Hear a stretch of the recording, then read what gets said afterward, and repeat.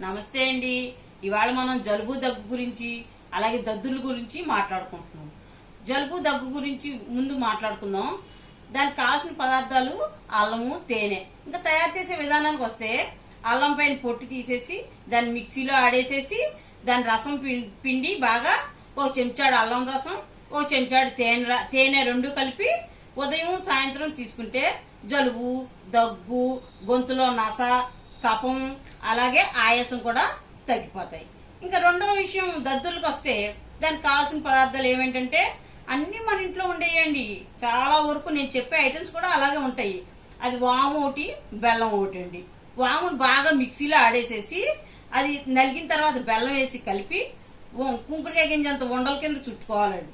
అవి చుట్టుకున్నవి ఉదయం సాయంత్రం కూడా రెండేసి ఉండలు చొప్పున తింటే దద్దులు కూడా తగ్గిపోతాయి.